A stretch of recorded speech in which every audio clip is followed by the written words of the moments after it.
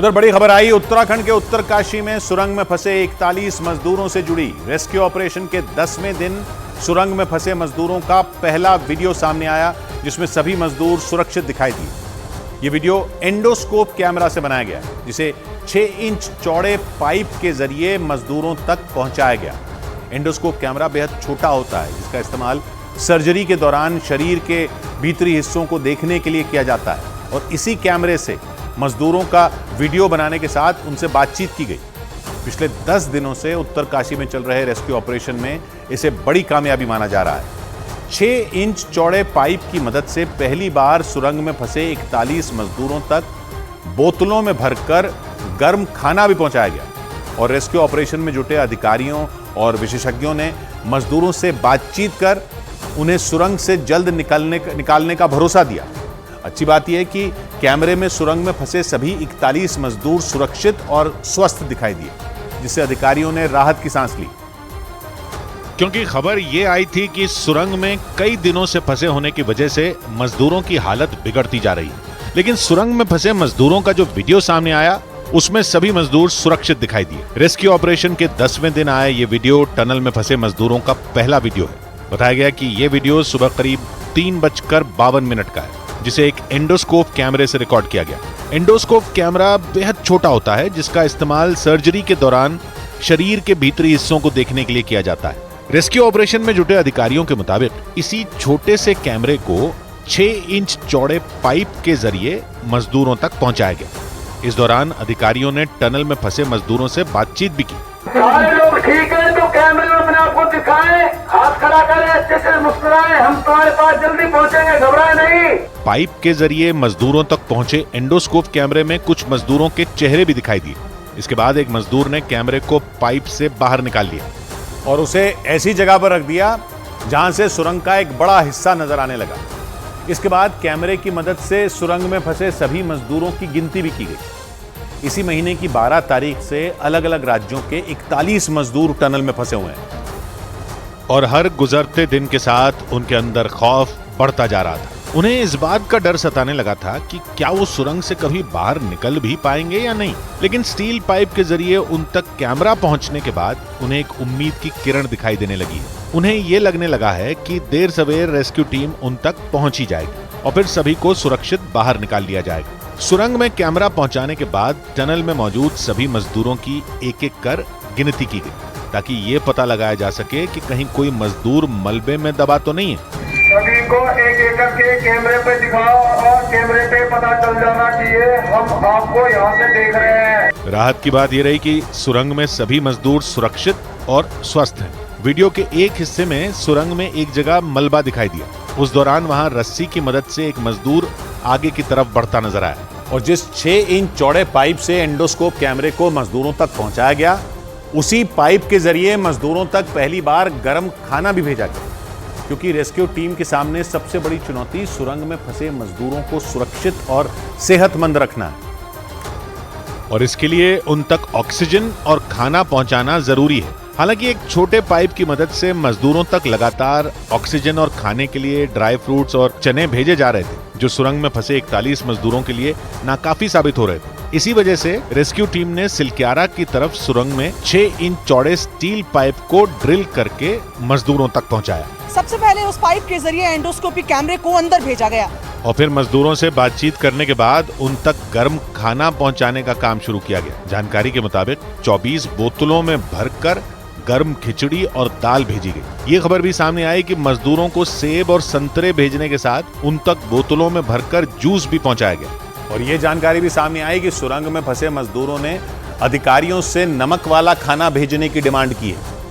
इसीलिए मजदूरों को 6 इंच चौड़े पाइप के जरिए रोटी के साथ सब्जी भेजने की तैयारी की गई है, जबकि पाइप के जरिए उन तक खिचड़ी, फल, जूस और दवाइयां लगातार भेजी जा रही हैं, ताकि सुरंग में मजदूरों के पास खाने की किसी तरह की कोई कमी न हो। इस बीच ये जानकारी भी सामने आई कि टनल में फंसे मजदूरों ने कैमरे पर अधिकारियों से नमक वाला खाना भेजने की डिमांड की है। अगले आधे पौन घंटे के अंदर में हम उन्हें रोटी भेजेंगे, सब्जी भेजेंगे, पुलाव भेजेंगे, तो ये प्रक्रिया निरंतर चालू रहेगी। रेस्क्यू ऑपरेशन में जुटे अधिकारियों का यह भी दावा है कि आने वाले कुछ घंटे बेहद अहम है और सब कुछ ठीक रहा तो 30-40 घंटों के अंदर कोई अच्छी खबर मिल सकती है। मतलब अधिकारियों ने ये संकेत दिए हैं कि रेस्क्यू टीम 10 दिन से टनल में फंसे मजदूरों तक पहुंच जाएगी और उन्हें स्टील पाइप के जरिए सुरक्षित निकालना शुरू कर देगी। इसके अलावा सुरंग में मोबाइल और चार्जर भेजने का प्लान है। अंदर वाईफाई कनेक्शन सेटअप करने की भी कोशिश की जा रही है ताकि सुरंग में फंसे मजदूर आसानी से अपने घर वालों से बातचीत कर सकें। खबर यह भी है कि रेस्क्यू ऑपरेशन के दौरान मजदूरों की हर गतिविधि पर नजर रखने के लिए सुरंग में हाईटेक सीसीटीवी कैमरे लगाने की भी तैयारी है और उन सीसीटीवी कैमरों को 6 इंच के इसी स्टील पाइप की मदद से मजदूरों तक पहुंचाया जाएगा। रेस्क्यू ऑपरेशन में जुटे अधिकारियों के मुताबिक पाइप से एंडोस्कोप कैमरा भेजने के बाद अब मजदूरों तक हाईटेक सीसीटीवी कैमरे पहुंचाने का प्लान बनाया गया है जो दिल्ली से मंगवाए जा रहे हैं। जानकारी के मुताबिक कैमरा आने के बाद उन्हें भी पाइप के जरिए ही अंदर भेजा जाएगा और फिर मजदूरों की मदद से ही उन्हें सुरंग में सेट करवाया जाएगा। मकसद यह है कि रेस्क्यू ऑपरेशन के दौरान इन सीसीटीवी कैमरों की मदद से सुरंग में फंसे मजदूरों की हर गतिविधि पर नजर रखी जा सके। इसके अलावा सुरंग में कहां कितना मलबा गिरा है और वहां से रेस्क्यू ऑपरेशन की कितनी संभावना है, इसे भी हाईटेक सीसीटीवी कैमरों की मदद से टटोला जाएगा, जिससे सुरंग के अंदर जिंदगी और मौत के बीच जंग लड़ रहे 41 मजदूरों को सुरक्षित बाहर निकालने का प्लान बनाया जा सके। लेकिन सबसे बड़ी चुनौती सुरंग के उस हिस्से में पहुंचना है जहां मजदूर फंसे हुए हैं। लेकिन वहां पहुंचना रेस्क्यू टीम के लिए नाको चने जबाने जैसा है, क्योंकि 12 नवंबर को सुबह करीब 4 बजे चार धाम प्रोजेक्ट के तहत बनाई जा रही इस सुरंग का एक बड़ा हिस्सा ढह गया था, जिसकी वजह से वहां काम कर रहे 41 मजदूर फंस गए। लेकिन परेशानी यह है कि जिस जगह पर मजदूर फंसे हैं वहां पहुंचना रेस्क्यू टीम के लिए किसी चुनौती से कम नहीं है। एक रिपोर्ट के मुताबिक ये सुरंग उत्तर काशी से यमुनोत्री धाम को जोड़ने के लिए बनाई जा रही है, जो करीब 4.5 किलोमीटर लंबी और 14 मीटर चौड़ी है। बताया गया कि 12 नवंबर को 41 मजदूरों का दल सिलक्यारा की तरफ से ही टनल में दाखिल हुआ था। सिलक्यारा की ओर से करीब 2.5 किलोमीटर का काम पूरा हो चुका है, जबकि डंडाल गांव की ओर से टनल में 1.5 किलोमीटर से ज्यादा की खुदाई हो चुकी है। बीच में सिर्फ 441 मीटर के हिस्से में काम चल रहा था, लेकिन इसी दौरान सिलक्यारा की तरफ से 60 मीटर का हिस्सा अचानक धंस गया, जिससे सारे मजदूर टनल में करीब आधा किलोमीटर के हिस्से में फंस गए। मतलब सिलक्यारा की तरफ से मजदूरों के आगे मलबा गिरा है और डंडाल गांव की तरफ से उनके आगे पहाड़ खड़ा है।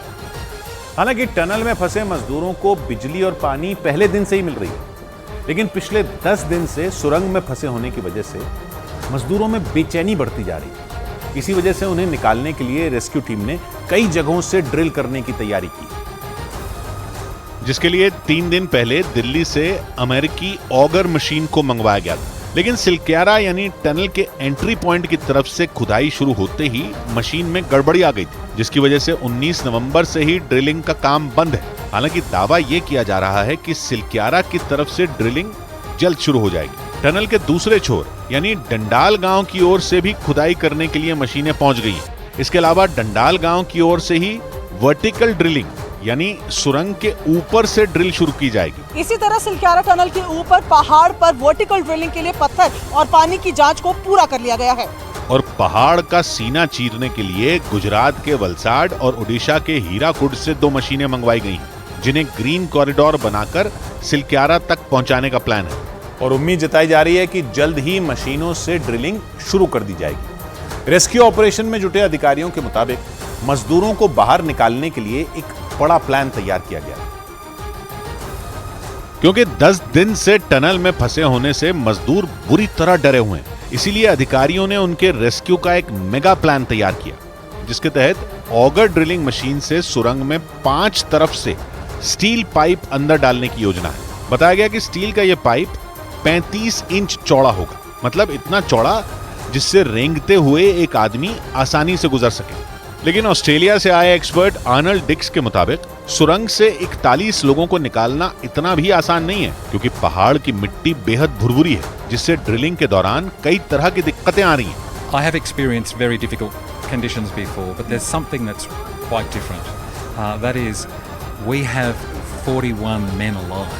हालांकि उन्होंने ये भरोसा दिया कि टनल से सभी मजदूरों को सुरक्षित बाहर निकाल लिया जाएगा, लेकिन इसमें कुछ दिनों का वक्त लग सकता है। मतलब मजदूरों को कुछ और दिन सुरंग में ही रहना पड़ सकता है। लेकिन सबसे बड़ा सवाल यह है कि आखिर सुरंग धसी तो धसी कैसे? सुरंग धसने के पीछे की एक थ्योरी यह है कि टनल में ड्रिल करने के लिए मंगवाई गई मशीनों के कंपन की वजह से इतना बड़ा हादसा हुआ, जिससे वहां फंसे जब ये 41 मजदूर फंस गए और इसी वजह से वहां 10 दिन से हाहाकार मचा है। सुरंग के धंसने के पीछे का कारण पता लगाने के लिए राज्य सरकार ने एक टीम बना दी, लेकिन एक थ्योरी यह है कि टनल के अंदर बड़ी बड़ी मशीनों के चलने से होने वाली कंपन की वजह से इतना बड़ा हादसा हुआ। ऑस्ट्रेलिया से आए ड्रिलिंग एक्सपर्ट आर्नल्ड डिक्स ने इसके पीछे पहाड़ की मिट्टी भुरभुरी होने को वजह बताया। जबकि एक दूसरी थ्योरी ये है कि ये हादसा प्राकृतिक नहीं मानवीय है, क्योंकि दावा ये किया जा रहा है कि सिलक्यारा की तरफ से सुरंग के मेन गेट से 200 से 270 मीटर अंदर मलबा गिर रहा था। इसे रोकने के लिए कंस्ट्रक्शन कंपनी के इंजीनियरों ने लोहे के गर्डर लगा दिए। हादसे वाले दिन डंपर सुरंग से मलबा लेकर बाहर आ रहा था और इसी बीच उसका पिछला हिस्सा गर्डर से टकरा गया, जिससे यह हादसा हुआ। और इसी वजह से सुरंग में फंसे मजदूरों तक पहुंचने के लिए सिलक्यारा की तरफ से रेस्क्यू ऑपरेशन तेज कर दिया गया। टनल के एंट्री पॉइंट से करीब 3 फुट चौड़े पाइप को डालने का काम तेज कर दिया गया ताकि जल्द से जल्द मजदूरों तक स्टील का बड़ा पाइप पहुंचाया जाए और उन्हें बाहर निकालने की प्रक्रिया शुरू की जाए। इसी वजह से यह दावा किया जा रहा है कि आने वाले कुछ घंटे बेहद अहम होने वाले हैं। इस रेस्क्यू ऑपरेशन से जुड़ी पल पल की जानकारी देने के लिए न्यूज़ 18 की टीम भी उत्तरकाशी के सिलक्यारा की तरफ मौजूद है, जहां से ऑगर ड्रिलिंग मशीन के जरिए सुरंग में पाइप डालने का काम तेज कर दिया गया है। तो यहाँ पर आप देखेंगे कि टनल के अंदर जो काम है वो चल रहा है। यहाँ पर फिलहाल वेल्डिंग का काम जो है वो दिख रहा है। वेल्डिंग यानी कि 2 पाइपों को जोड़ने का जो काम है वो दिख रहा है। बताया जा रहा है कि टनल के मेन गेट से 200 मीटर आगे से मलबा शुरू हो जाता है। रेस्क्यू ऑपरेशन में जुटे विशेषज्ञों के मुताबिक मलबे के अंदर 22 मीटर तक 800 मिलीमीटर का चौड़ा पाइप डाला जा चुका है, लेकिन वहां से 45 मीटर तक की दूरी सबसे मुश्किल भरी हो सकती है, क्योंकि इस रास्ते में बड़ी बड़ी चट्टानें हैं। मतलब असली चुनौती मलबे के इसी हिस्से को पार करना है।